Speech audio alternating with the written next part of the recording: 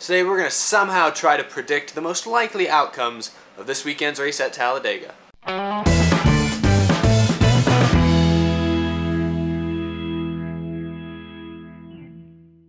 How's it going, everybody? I'm Eric and welcome to Out of the Groove. Not too much to talk about this week, not a lot going on in the news. Nobody's run over their toes with the shopping cart yet, so we're just going to talk about Talladega. We're trying to talk about it as best as possible. Because the truth is, as I talked about many times in earlier this week's episode, there's really no way to predict what's going to happen at Talladega. We can kind of look at past stats. Brad Keselowski won the race there earlier this year. He's been strong in the chase race in the past. He won in 2014. And he's one of those guys that probably needs a win to move on. So Brad Keselowski, he could be one to look for. That's just off the top of my head, first one I think of. As for just about everybody else, it's anyone's guess. Jimmy Johnson's probably going to be pretty good. Kyle Busch will probably have a solid car. Kenseth, Hamlin, Kurt Busch, Joey Logano. Oh, no. Sorry, I was boring even myself. A lot of people have asked me who I think is going to be out this round. I'll be honest, I'm still sticking pretty close to what I said at the beginning of the round. Obviously, some of that's probably going to change with the struggles we've seen Keselowski and Hamlin and others have.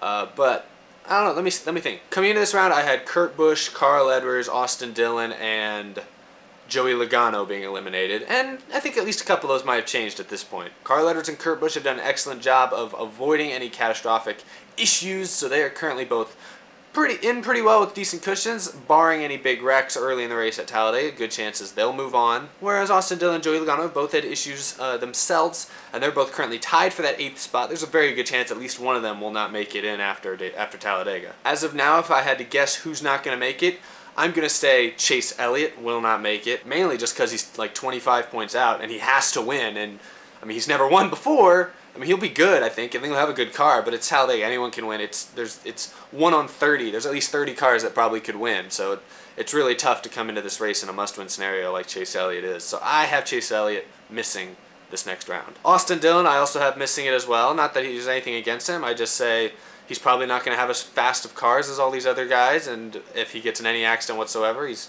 a good chance he'll miss out, and I just have a feeling. I feel like Austin Dillon's the kind of guy that would possibly get involved in a wreck instead of some of these other dudes. So, I mean, again, it's all random, all luck, but I'm just going to go out on a limb and say Austin Dillon's not going to make it either. This one, even though I was just talking good about him, I don't think Brad Keselowski is going to make it out either, because he's going to need at least a top 5 finish and other people to have problems or win, obviously. And yes, Keselowski's won a couple of races at Talladega in just the last couple of years, including earlier this year.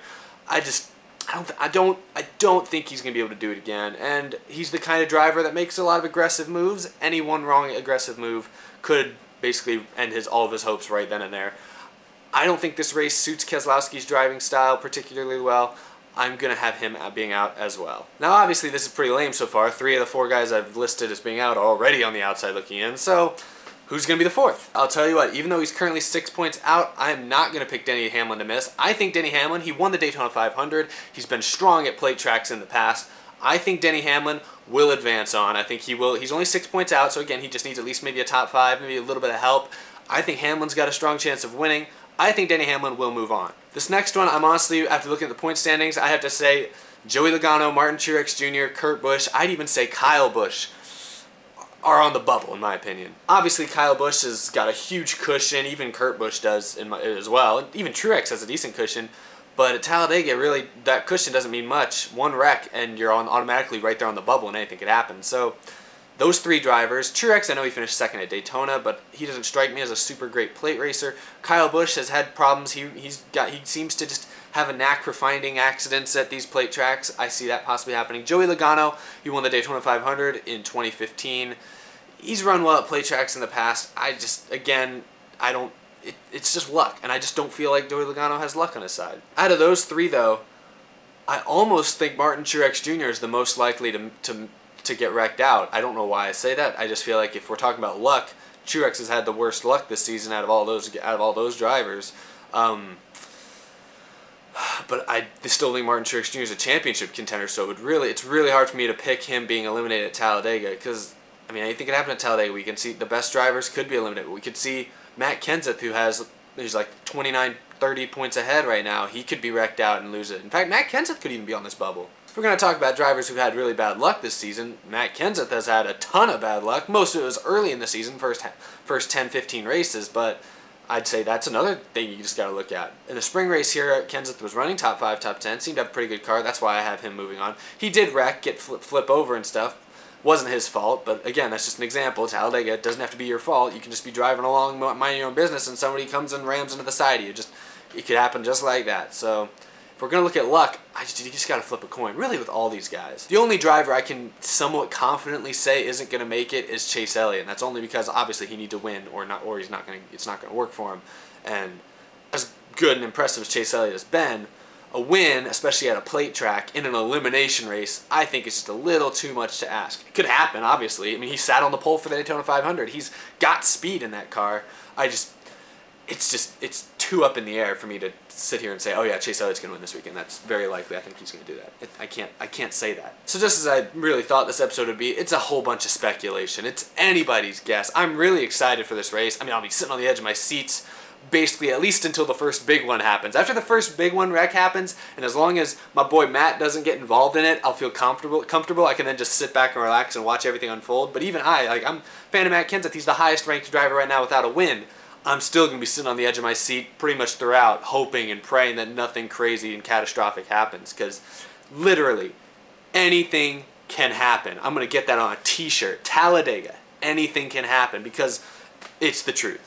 We've seen crazy stuff happen at Charlotte. We've even seen big failures at Kansas that have knocked a lot of chase drivers into big, deep holes. That wasn't supposed to happen until Talladega. Everyone was supposed to basically mind their own business, not run into too many issues until Talladega, but that's obviously blown up in everyone's face. This season's been super unpredictable. Talladega is the most unpredictable racetrack. I'm really interested to see what happens. Hopefully you guys are too. I'm sorry this episode is not very interesting. I guarantee you Monday's episode after Talladega will be very interesting, as we'll know who the final 8 are going to be. We'll be able to talk about who's going to be narrowed down from there. We'll be able to talk about all sorts of stuff. Obviously, I guarantee you there's going to be some sort of chaos this weekend at Talladega. It may only be one big wreck. Maybe only one big thing happens, but we're going to see the points shake up. Guys that are currently out of the chase will be in.